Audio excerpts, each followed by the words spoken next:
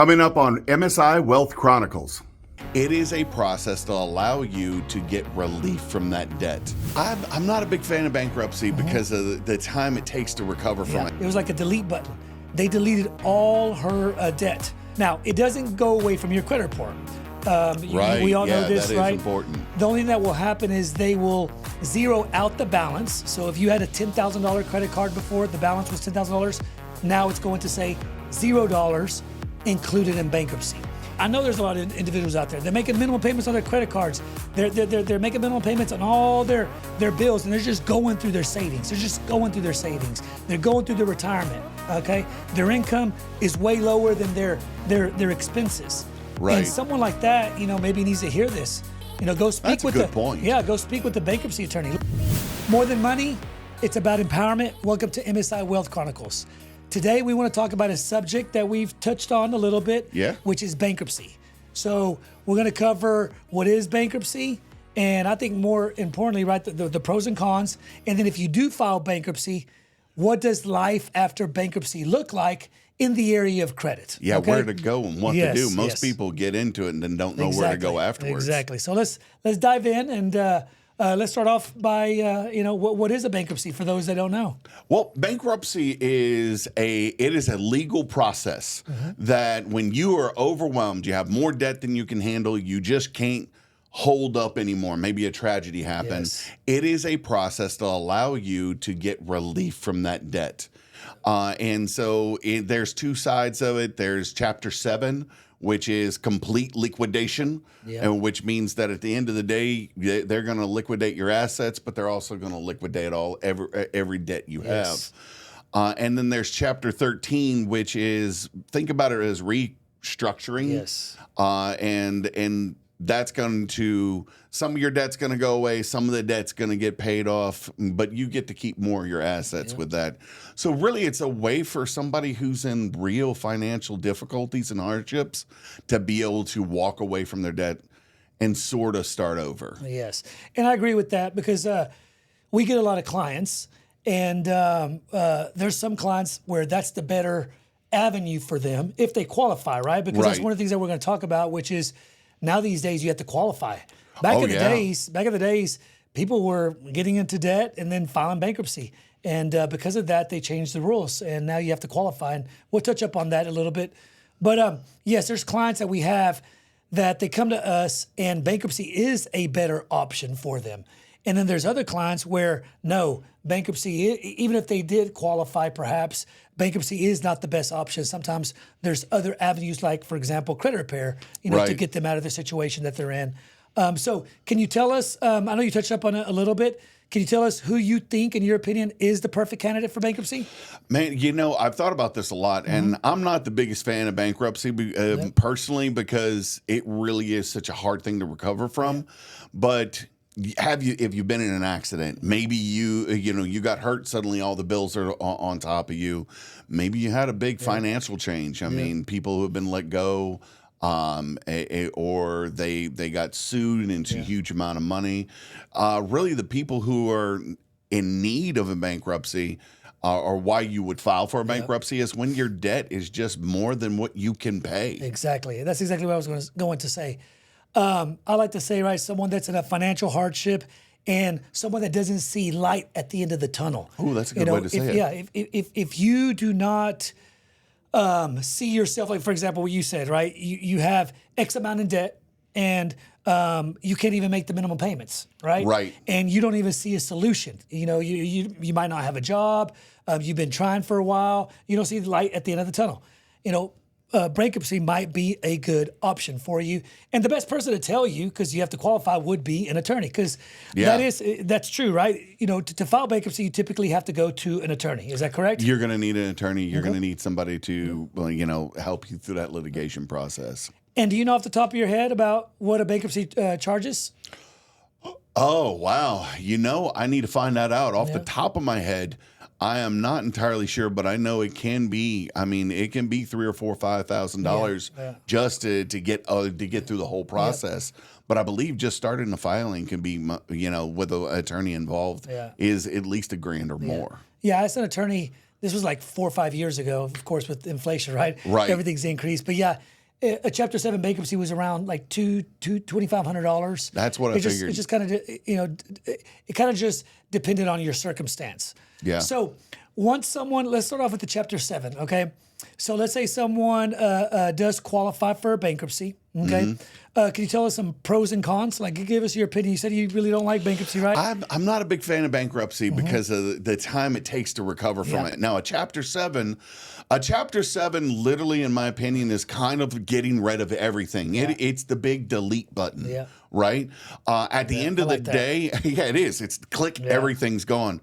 The problem with the thing about a Chapter 7, they're going to take all your assets.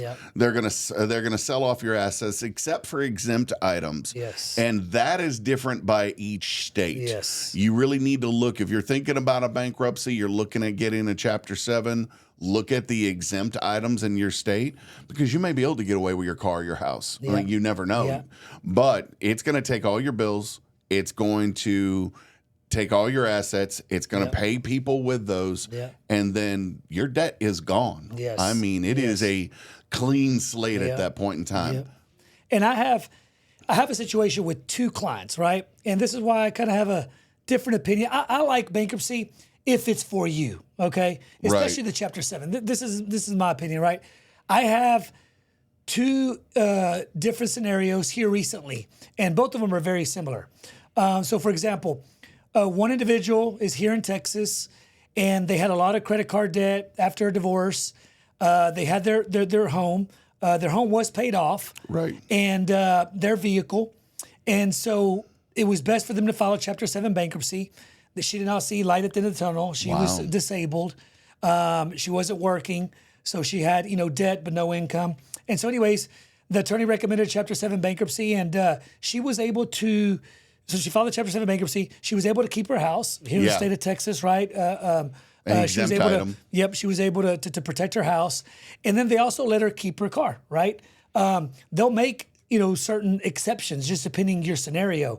They didn't want to leave her carless, and then she really couldn't get back on her feet, right? Yeah, ever. So they did let her keep her car, let her keep her home, and like you said, it was like a delete button.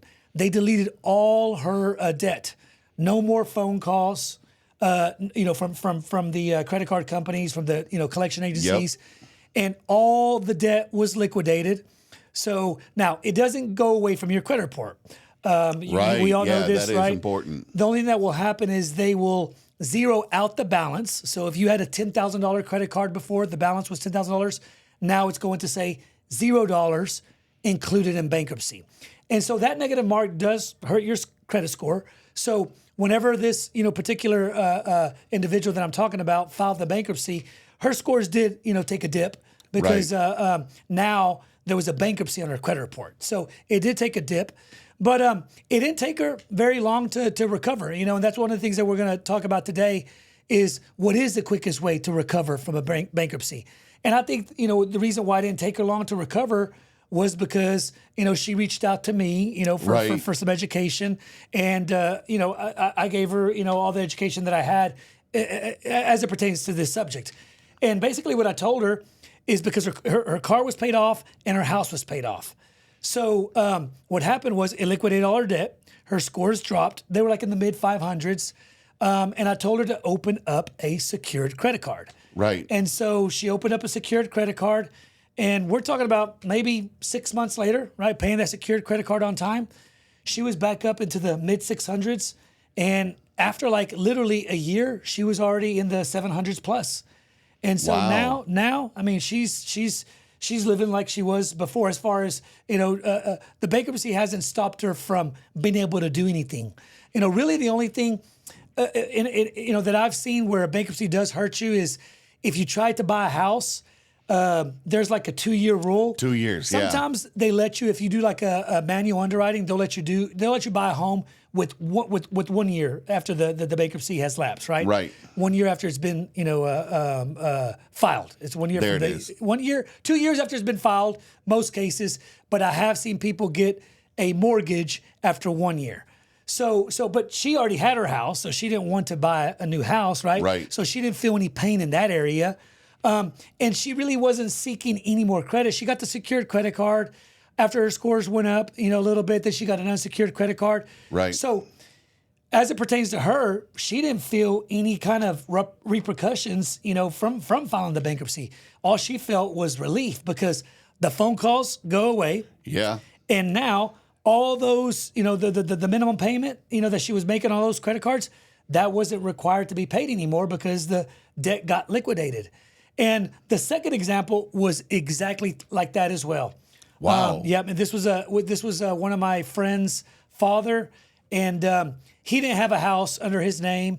He just had the vehicle and a bunch of credit card debt. And so, anyways, he went to an attorney. They agreed that Chapter 7 was the best. It liquidated all his credit card debt. They let him keep his car, right? Right. So now no more debt. And he did the exact same thing. He opened up a secured credit card, and also what he did.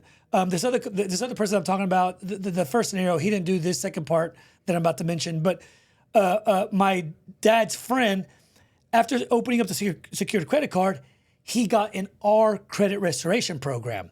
And then what we did is, and what we're still doing to this day is, we're auditing, those negative marks where it says a $0 account included in bankruptcy, where Right. it says bankruptcy, Chapter 7 bankruptcy under public records. We're disputing those.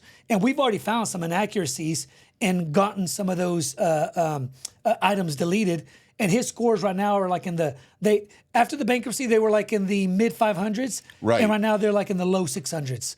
And we're talking about 2 months after the bankruptcy, Yeah. So, and both of them, right? Tons of relief. So in my opinion, is bankruptcy, I think is a great thing if it's right for you, Right. If you fit the box, it could be, good for you. Because like I was saying, the stories that I've seen, there was more pros than cons. I have seen a couple cons, and then maybe we could talk about that, right? Right.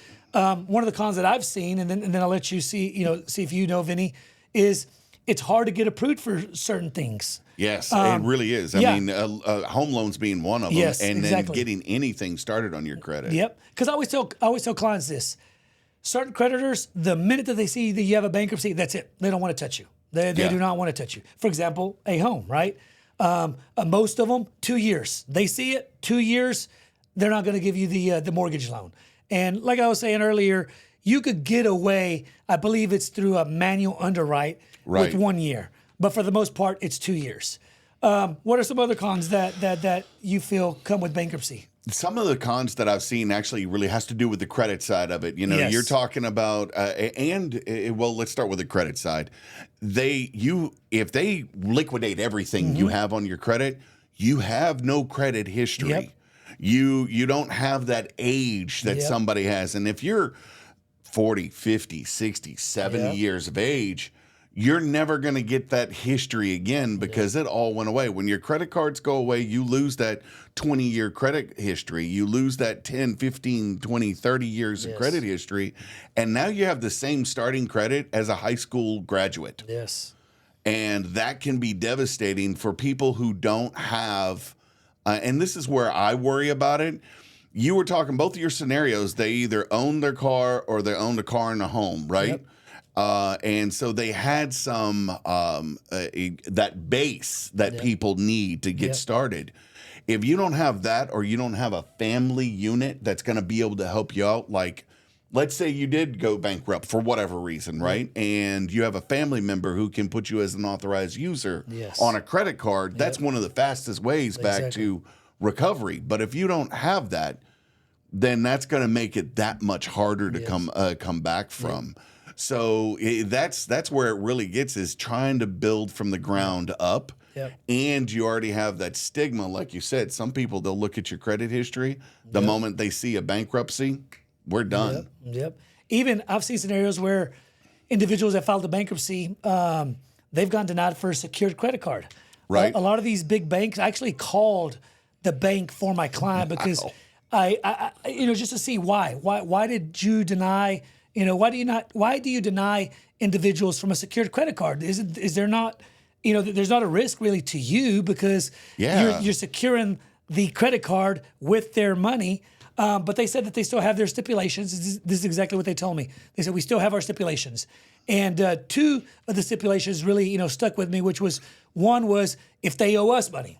If they have a collection and they owe us, let's say Bank of America. It was Bank of America, who had actually called. Like, they owe us money, right? They owe us money, we're denying them. I don't care if it's a secured credit card. They owe us money, we're going to deny them. And then the other scenario was a bankruptcy. They said if someone's filed bankruptcy, we're going to deny them. I don't care if it's a secured credit card or secured loan, we're going to deny them. Now, this was, 5-6 years ago, so I don't want to speak for Bank of America, right? No, we don't know what they're doing now, guidelines have changed, yes. But at that time, yes, that stuck with me, where, like you said, it sticks with you, the stigma, Right, and some people they just may flat not out have deny it. you. Yeah, they may not have it anymore, but there is going to be another creditor out there that will have that as part of their stipulation. Yep. So you're right, it is that stigma that goes on. And the process, do you know you can, if you start a bankruptcy, let's say I decided to go bankrupt and then decide not to, do you know it still goes to my credit report? Yes.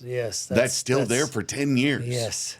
So be real sure if you're going to do this, because the moment you file, whether you get it, you go into it, whether you do it or not, it's there on your credit report for the next 10 years. Yep.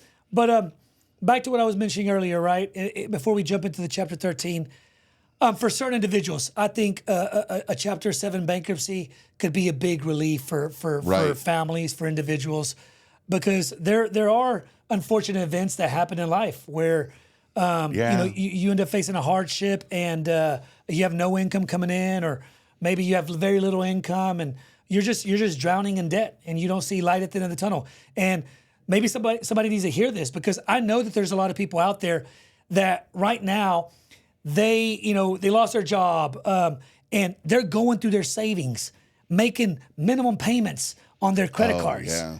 I mean, I know there's a lot of individuals out there. They're making minimum payments on their credit cards. They're making minimum payments on all their bills, and they're just going through their savings. They're just going through their savings. They're going through their retirement. Okay, their income is way lower than their expenses. Right. And someone like that, maybe needs to hear this. Go speak That's a with good point. Yeah, go speak with the bankruptcy attorney. Let them tell you if you qualify. And in like the circumstances, there's the situations of those two clients that I gave an example. It was a beautiful thing for them. It liquidated. I mean, how would you feel if right now you have a ton of debt? How would you feel if you qualify for a bankruptcy and all your debt, right, gets liquidated? Zero. No more minimum payments. No more going through your savings or retirement. Unless, you're going through your savings or retirement to be able to, the necessities to eat, to support your family. But I know there's people out there that not only are they going through their savings and their retirement, to feed their family, for all the necessities, but also to make minimum payments. And that's burning your money up. Making minimum payments, to all the creditors that they owe. And a simple bankruptcy could stop that. It could stop that, And now you have one less thing to worry about. Now just worry about your family, the necessities, and now your debt is basically liquidated.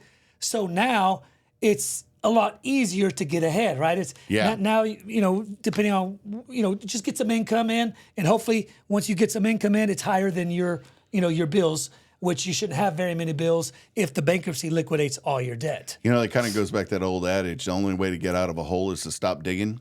Yeah. That really is. You just described that adage unto itself completely. Yeah. Now, something I know we're going to move into Chapter 13. Before we do, couple of things to remember and why you really want to get into a conversation with an attorney, and don't let this shy you away, because Ricardo's brought up some really good points about why and who would want to. And if you're not sure you're the one that needs to do this or not, talk to somebody. Just don't drown in debt, right? Yes. Talk to somebody. But remember, they're going to give you information like if you're doing a Chapter 7, you have to pass a means test. Yes. Now, you may not pass that test. If you don't, there's still an option, which is Chapter 13. Yep. For those that don't know, what is a means test? A means test is where they're going to look at everything you have, and I mean everything, and decide whether or not you really are in financial dire straits, right? And that could include what's called a 3-4-1 meeting, which is where you literally have to, under oath, talk to the representatives or the creditors themselves of all the creditors you have, and you have to answer a lot of questions. Now, that is all part of the means test, and if you pass that, then you can get a Chapter 7. Yeah. If you can't, that doesn't mean that it's over. You can't do it at all. At that point in time, one of your options is now move into a Chapter 13. Yep. And so real quick before we move into the Chapter 13, if someone files a Chapter 7 bankruptcy, right, life after Chapter 7 bankruptcy should look a little like this. Immediately open up a secured credit card. Absolutely, without a doubt. And then also, as Jessie was saying earlier, is if you know any family members or friends, because it doesn't have to be a family member, right, that has a credit card that they've never paid late on. This is a question that you need to ask those family members or friends. They've never paid late on the credit card, and they have a low balance. Okay, right. If they meet that criteria, you could ask them if they'll add you to their credit card as an authorized user. And as Jessie was saying earlier, basically you're going to get all their credit history. Let's pretend that they've had that credit card for 10 years. It's a credit card with a credit limit of $10,000, and their balance is zero. 10 years, $10,000 limit, balance zero. All that information is going to transfer to your credit, okay? While not affecting theirs. Yes. That's the big thing to remember. And they don't even have to give you the credit card. Am I right about that? Yeah, correct. Because they will ask you.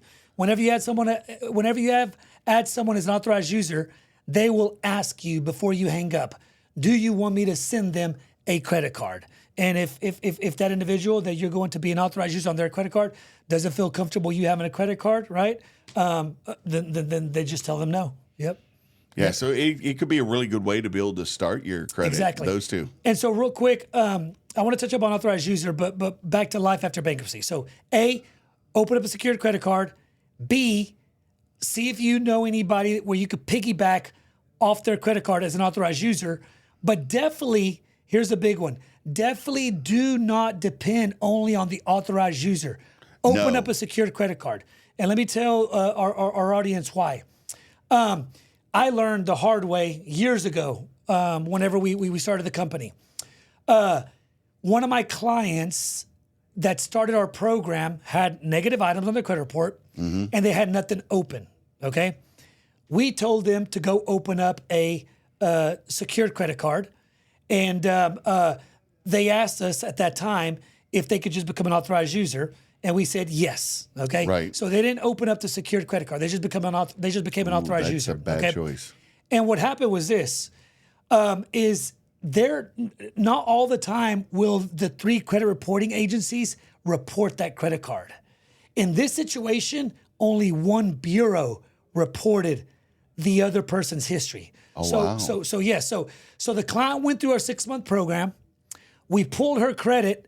1 score jumped from the 500s to the high 600s. Right. The other 2 jumped from the mid 500s to like the high 500s. Okay, and the reason why is she didn't go get her own line of credit. She didn't go get the secured credit card. She only became an authorized user, but there was only 1 bureau that reported that credit card as an authorized user on her credit card.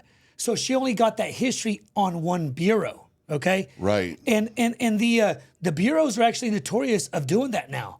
They're notorious of doing that now, where the chances of you actually becoming an authorized user of someone's credit card and you getting all 3 bureaus to report that credit card on your credit report is very unlikely. Wow. Yeah. Go look at it. Try it out yourself. Yeah. No. That's something that's good information to know. Like maybe even like do this with your wife. There you go. Do this with your significant other. If right now your significant other has a credit card where you're not a joint with her, with her, and your significant other's credit card has a no balance, okay, or low balance, high limit, and no negative payment history. Tell her to add you on as a authorized user, okay? Give it 30 days, look at your credit report, and let me know if when you look at your credit report, it's on your credit report. Yep. And if it is on your credit report, look to see if it's on all 3 bureaus. the likelihood that it's on all three bureaus is very small. You know, I'm in the middle of doing what I promised on one of the other Home equity line podcasts. of I'm credit, getting that home equity line of credit. One of the things my wife and I are looking at is doing just that. Okay. This is a great research moment. I will have that information in 30 to 60 days. Because I think you're doing the HELOC only under your name. We're doing the HELOC under my name only. Okay. Yeah. So back to what we were saying, right? If she has a credit card, she has a good history, she's had it for a long time, balance is kind of low, add on to it. And then let us know. Circle back with us and let us know. Yeah. Let us know if when it goes on your credit report, if all three bureaus reported it or not. And we're actually moving 2 cards. She has 2 cards that are relatively old. Yep. And where I only have one, and then I one old card, and like 3 or 4 that are younger, say 2 or 3 years. Yes. She's going to put 2 of them that are a decade or older onto me, so we'll have more than one to look at when it happens. Yep. That's exciting. I like that idea. Yeah. And I read an article. It was an interesting article. This was years ago. It happened the article that I read was probably like around 2008, 2009, during the mortgage crash, the housing crash, right? Right. And the article, basically in a nutshell, it said that the reason why the bureaus are not giving you credit on all three bureaus, right, as an authorized user, is because they said that whenever they did research of what happened, what were the reasons for the crash? Several reasons, right? Right. I mean, back then, right, you could get a loan. You were in the low 500s, 400s, you could get a mortgage loan. Somebody told me you just had to be breathing. Yes, there was adjustable rate mortgages. There was several factors, right?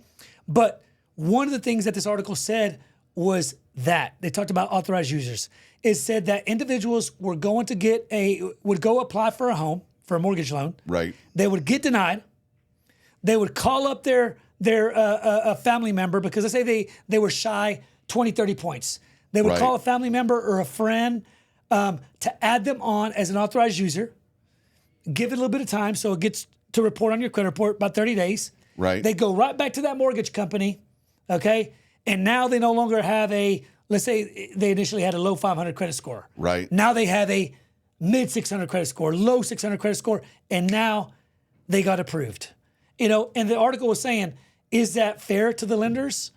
When they ran their credit report the first time without being an authorized user, they were a certain risk factor. Right. They were a high risk on defaulting if a loan was given to them. Kind of how people look at bankruptcy people. Yeah. And now all they did was become an authorized user. And now they went from the low 500s to the mid 600s, So now your risk factor goes down. Is that fair to lenders? That's what the article was mentioning, right? Is that fair to lenders? Is that accurate information? Right. Did they really improve the likelihood of them paying a loan? Did it really increase, because they became an authorized user? And so they said that there was some individuals that had foreclosed, that they were those individuals. They came to get a mortgage, they got denied, they came back with a better credit score after they were an authorized user, and now they were approved. And some of those were the ones that actually got foreclosed on during the mortgage crash. So they said, explains something. Yeah, so they said that since that, right, now the bureaus are very hesitant about reporting an authorized user on the credit report. You still get the benefit that you still get the intention of an authorized user, right? Yeah. Is really for you to be an authorized user, like for your kid, for example, right? Right, absolutely it is. You add your or kids somebody you do things with. Yeah, exactly. You let's say that, right, or whatever, a kid. Your I kid. actually have a friend of mine that he and I have the card, but we share it. He's an authorized user There on you it. go. And the reason is we go and we have a common. We do a sport together. We do something called Highland Games, and he may be buying I may be at the house and unable to call and make the reservations. He's able to do it, and because of that, we share a card. Yep, and we do it here at MSI, right? Yeah. You have, as a leader, right? You have a business credit card. A couple of our other leaders have a business credit card. It makes life easier for all of us. You don't have to ask. Hey, can I get your credit card? You have your own, right? So that's the main benefit of it. But people made it you getting all the individual's credit history, the main benefit. Right. And the article said basically that it was a flaw in the system. And so that's why now you will see very few, whenever you become an authorized user of a credit card, you will see where very rarely do all three bureaus give you that individual's credit history. Now, you'll see one, you'll see two. You're lucky if you see three. So let us know if you do end up seeing I'm definitely your going wife's credit card. My wife's on all three of the bureaus. I'm very, very, very, very curious. Now, to see. something that they may want to know out there about our listeners would want to know is the fact that Visa and MasterCard's the best ones to do that with.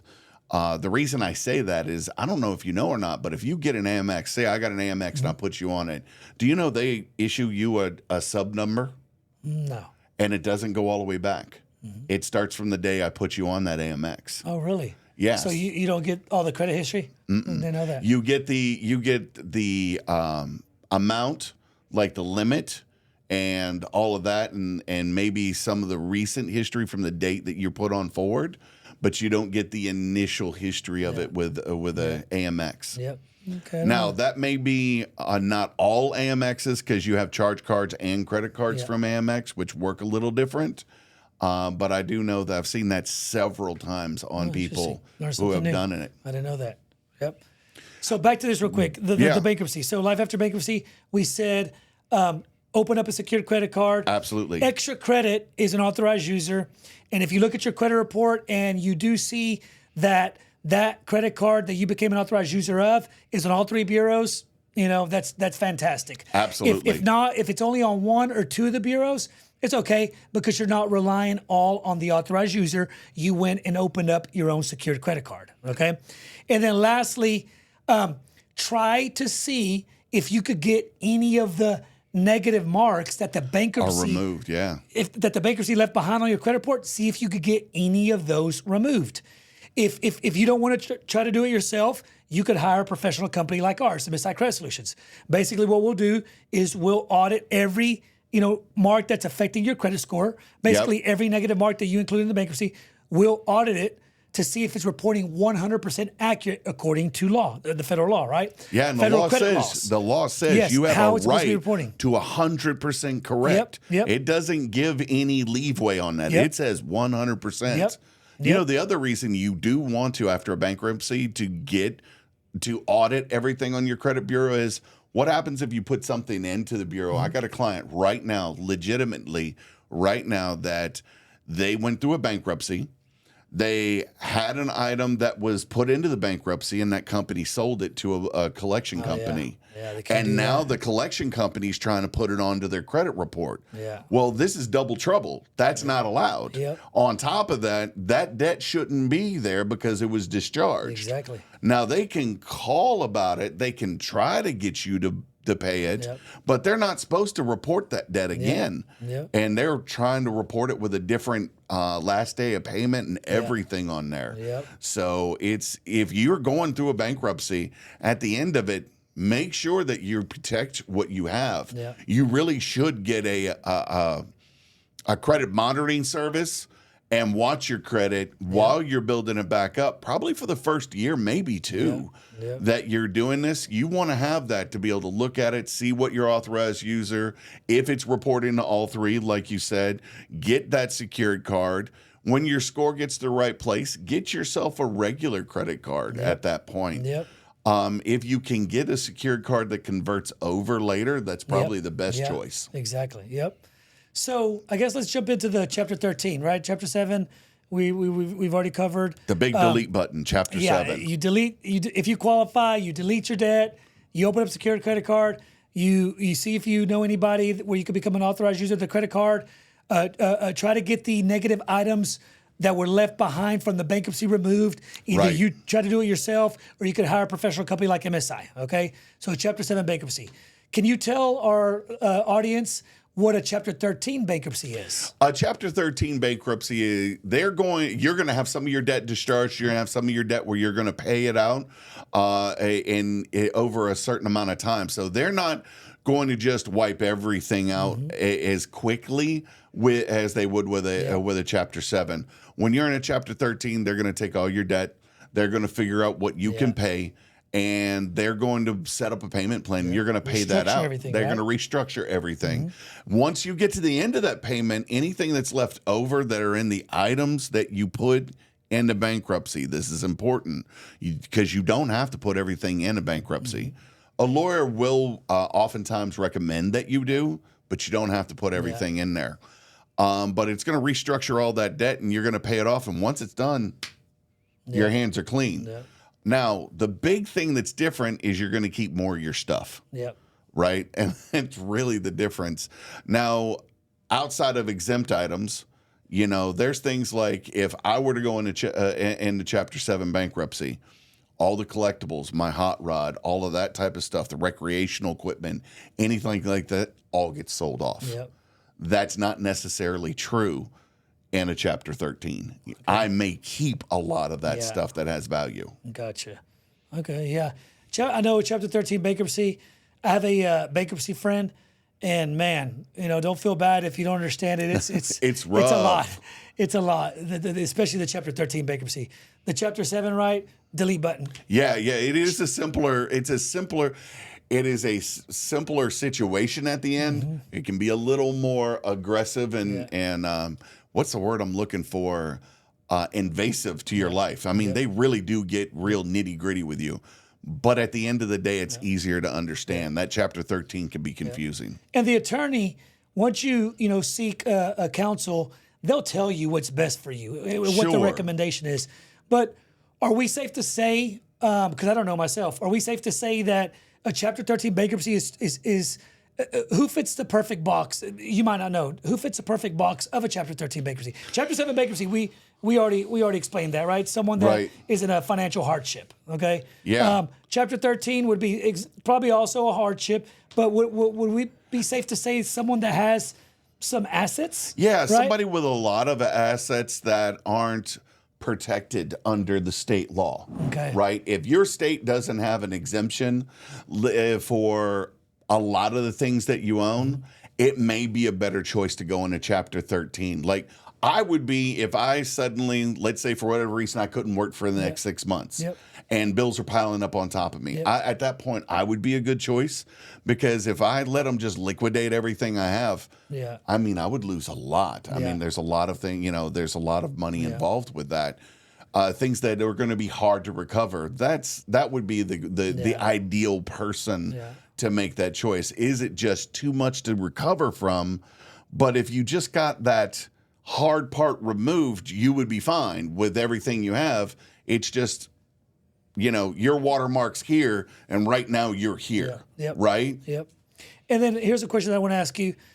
This would be good for our audience. Chapter 7 bankruptcy could happen pretty quickly. Okay. Sure. But a Chapter 13 bankruptcy could be years. Yes. 6 months usually is what you're looking at with a Chapter 7. It's about a 6 month process to get into either of them is about a 6 months. But at the end of the process with a 13, you now have the payment plan you got to deal with. So you could be 2 or 3 years. Exactly. It's not officially closed until you fulfill that payment plan.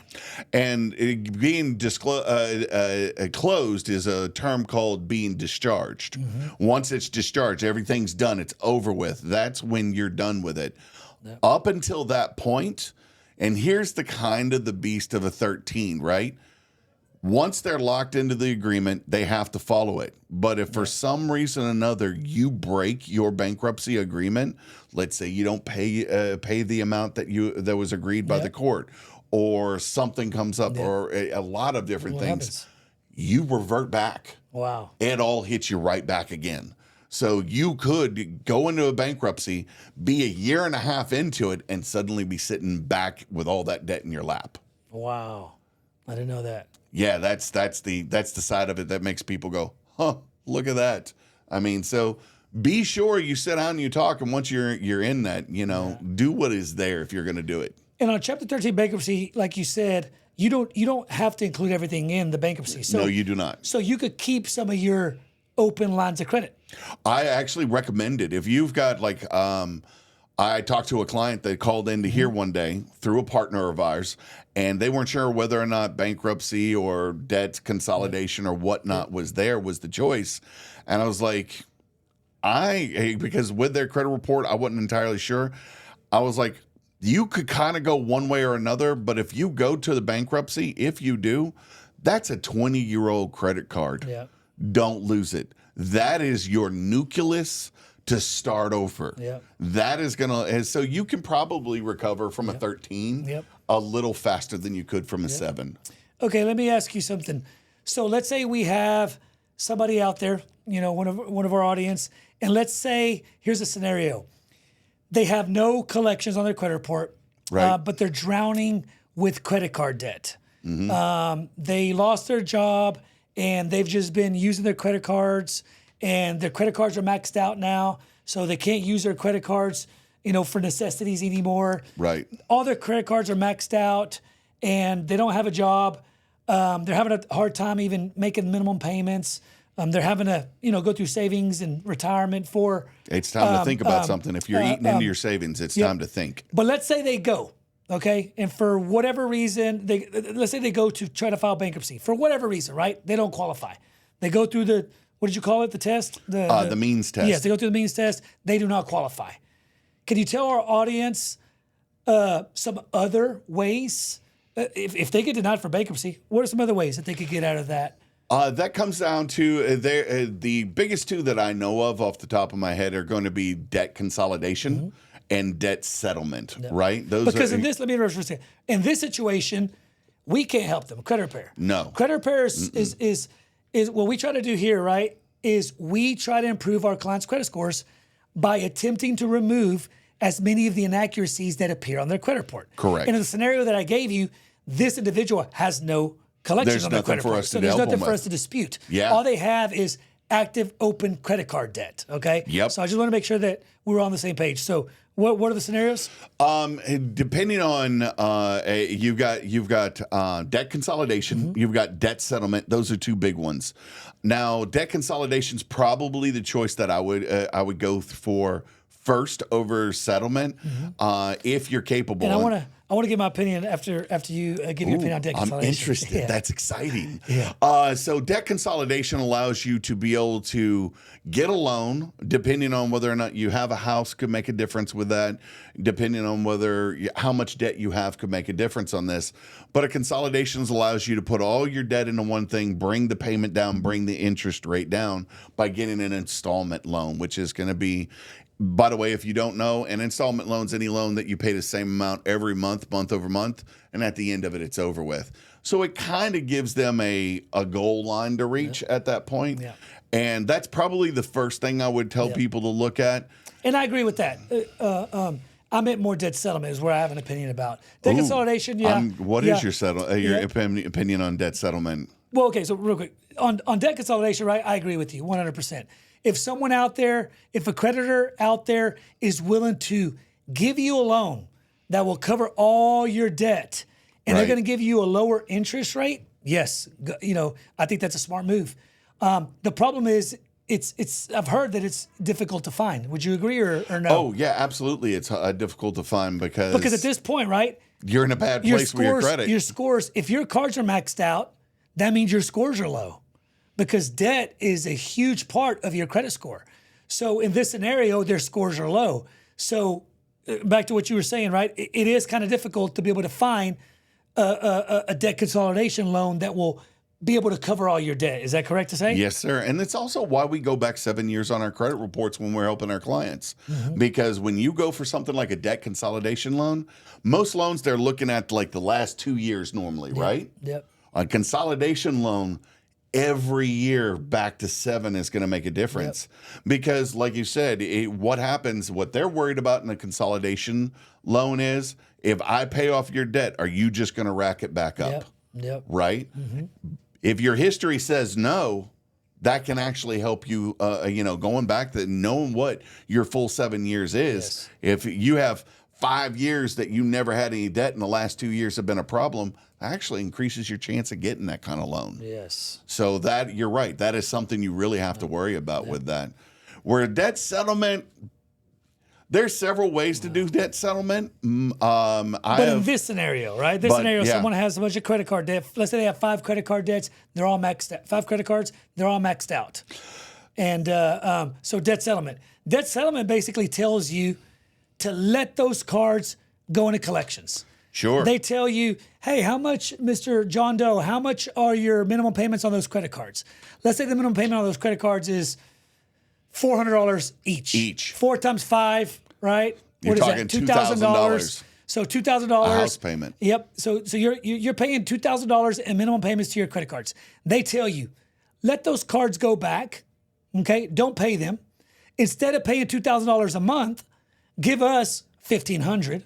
Yep. And basically what they do is they start putting that $1,500 like in an escrow account.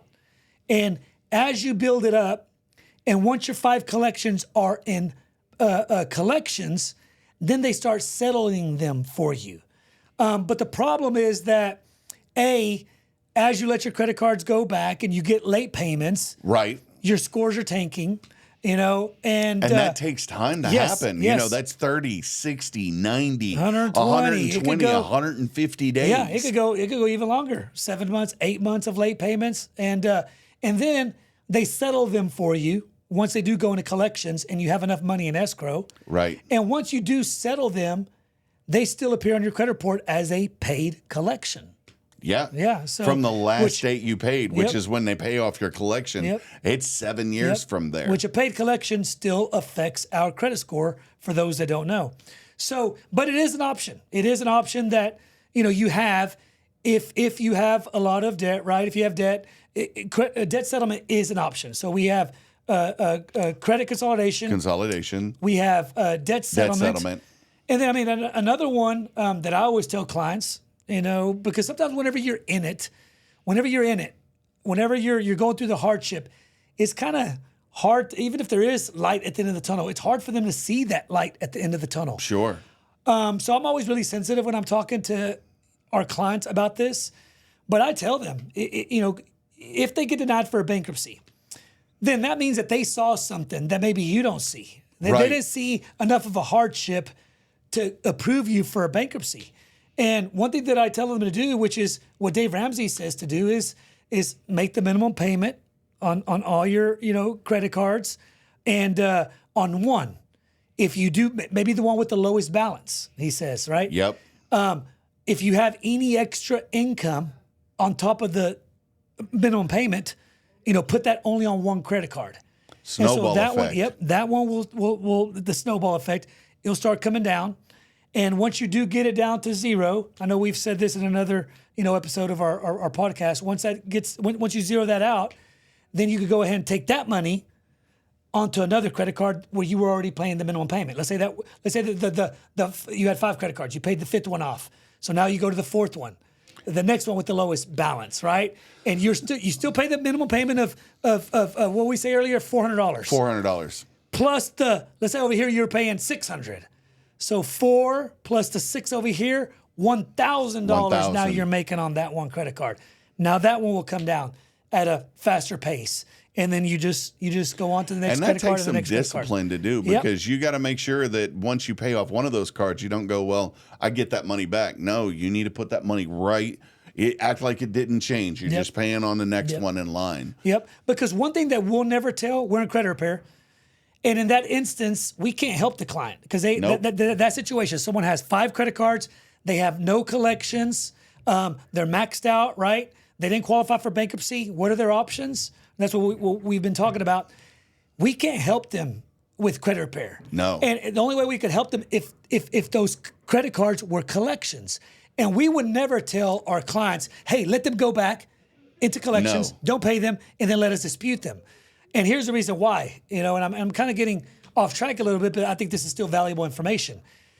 A lot of people think that whenever you get a collection, that they think that the worst that could happen is it goes on your credit report. We all know that. It goes on your credit report, your scores drop, and now it's going to be hard to get approved for anything. Right. But in my opinion, that is pretty bad on what could happen, right? It goes on your credit report, your scores drop, right? Yeah, that is rough. But that, in my opinion, is not the worst thing that could happen. What a lot of people don't know is that they could sue you. That creditor could sue you. And every state is different. The statute of limitations in Texas, which is where we're at, is 4 years. So within those 4 years, they could sue you. And luckily, they call Texas a debtor state. If they sue you, they win. They file a judgment. Yep. There's not much they could do here in the state of Texas other than now, basically put a judgment on you. And if you have a lot of assets, they could still get you. But if you don't, but if you don't have any assets, then there's really nothing they could do other than continue to damage your credit score. So now, that's not entirely true. If the judge deems that, if you just decide not to pay that judgment, and the judge deems that you are in contempt of court because you could pay it, but you're choosing not to, they can jail you. They could jail you? They sure can. You're not jailed for debt. You heard what I said. If the judge says you can pay it and you choose not to pay it, that is contempt of court. Gotcha. And you could get picked up. They can come to your office and pick you up and take you to jail. I didn't know that. Yeah. I did not know that. I actually had a friend that had that happen to him. So if the judge says you can pay it, the judge. Yeah. But then again, then you like choose you were, not to. and you choose not to. If you, but it has to be that active choice. If you're paying anything, if he looks at you and go, "What can you pay?" and you say, "Here, I'll pay this," and you pay that amount, there's nothing they can do to you at that point, other than what has already been done. But if you ignore that judgment, like if you lose, and most judgments are won by default. I don't know if you know that or not. Like 85% of all judgments are won by default. They don't show up. Yeah, and it'll show up. And the thing they is, don't show up to court. Oh, they don't show up to court, right? They get the letter. They get served with the paperwork, and they don't realize that if you don't respond to that in 15 days, they win. Yep. And then, so we were talking about, don't let the credit cards go back, right? Go into collections, because a lot of people don't know that they could sue you. In some states, they're not like Texas, where they call Texas a debtor state. Right. Some Texas will allow wage garnishment. So imagine you letting your credit cards go back. And when I say go back, I'm referencing let them go into collections. Right. Imagine you let your credit cards go into collections, and you live in a wage garnishment state. They sue you, they win, and now they start garnishing your wages. Some states allow like up to 25% of wage garnishment. I mean, what's cheaper? What was it going to be cheaper if you just would have taken the snowball effect? What Dave Ramsey says, right? Was that cheaper than 25%, or was 25% wage garnishment cheaper? So definitely don't let your credit cards go back. We don't recommend that. And you just brought up inadvertently another reason to look at bankruptcy.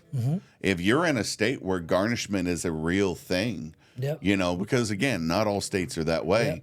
It may be that you're looking at hey, if you do let it go back, you're going to pay this directly out of your check. And it may be in those cases where bankruptcy is a better choice for you. So that's another reason right there. And like the example that I was given earlier about my friend's dad. Okay, so listen to this. So he got into our program. I proposed bankruptcy to him. He came to us. Let me give you this example. Let's pretend he had like, let's just say again, 5 collections. But they were collections, but they were fresh collections, credit card collections. He got in our program, and we weren't able to really find any inaccuracies. And but the collections were fresh. I mean, they were big credit cards as far as the balance, and it was fresh. And so I told him, I was like, hey, I told him again, once he went through our program for like 4 or 5 months, and we really hadn't found any inaccuracies up to that point. I told him, I was like, hey, have you thought about circling back to bankruptcy? Because the bankruptcy, if you qualify, will liquidate this, and then come back to me after. Now, when you come back to me, it says $0 including bankruptcy credit card, $0 including bankruptcy collection, right? Credit card, sorry. And then come back to me. And so he did. He finally went to go talk to an attorney and got approved. And he is so happy that he listened to that advice, because zero debt at all whatsoever. and he opened up a secured credit card. His scores are already, coming back up. He's in our program. We're trying to, attempt to see if we're trying to see if we can find any inaccuracies in what the bankruptcy left behind. Right. Yep. But okay, so back to what we were talking about. The options. If someone gets denied for bankruptcy, we were talking about the options. And we talked about the debt consolidation. Yep. Which is being able to get a loan, Yep. which can be kind of hard for some people to get. We talked about debt settlement. There is a second kind of debt settlement. There is a non-profit, and I only know of one of them off the top of my head, which is a debt settlement company. And what they'll do is they'll call your creditors, and they will negotiate to close the account, get a reduced percentage on the amount of interest on the account, and set up a structured payment for you. Yeah. And that is also a debt settlement program. And you don't see a lot of those out there, but it is one that's worth telling them about. There is an option out there like that. And do you know how it reports after you finish? When it reports at the end of it, and that's the interesting part, is as long as it's in the debt settlement, it continues to report that you're paying on time. Mm-hmm. Now, the problem is once you pay it off, it goes away, right? But it is an easier debt settlement to get out of, because when you get let's say you get to the point where you're starting to be able to get back on your feet. You've paid enough of that down. You're getting close to getting rid of it. Maybe a year or two out from getting rid of it. That's when you get a new credit card and you start being responsible for it. So it is a more transition way to do that. Yeah. And that is an option. And what's that called? It is a company. It's US something. And I can find it. Yeah. And I'll get it over to our people, and we'll put it in the comments and the links below so that you got an option for it. But that is a second debt settlement style that's out there. Yep. You don't find a lot of companies. There's a couple of them. The biggest one is a non-for-profit that's literally backed by the government, if I remember right. They aren't part of the government, but it's what the government sends their people to. Yep. Okay. But not sure if you have anything else about bankruptcy, but the big takeaway that I would like people to take away would be that bankruptcy isn't, in my opinion, as bad as what some people actually say that it is. Before I would have said it was that. I really would have, before our conversation, I would have went, I don't see where it would be useful. So you've made a good point today. In my opinion, if you qualify, right, it could be a beauty. It could save you a lot of stress. A lot of stress. I think it'll shorten the length of how long it takes you to recover, to get back on track of things. So. But anything else that you want to cover on a bankruptcy? No, if you're in a position where you feel like you're drowning in debt, the big thing to do is to do something new. Whether it's bankruptcy, whether it's debt consolidation, whether it's debt settlement, it may not be credit repair. We may not be the option for you, but I really think the thing is to remember, if you're tapping into your personal resources and they're draining away and you're not getting anywhere, stop, take a moment and think, quit panicking. Yep. And let me add something else on top of this. This is just a thought that came along. So there's a lot of successful people, and I know you could probably name a few, and I know you guys could name a few. There's a lot of successful people that have filed bankruptcy. Sure. Donald Trump, right? How many times at least? Is it 3 times? At least 3 times I know of. Yep. Yeah. And think about it. He's a very intelligent man, I would say. Former president.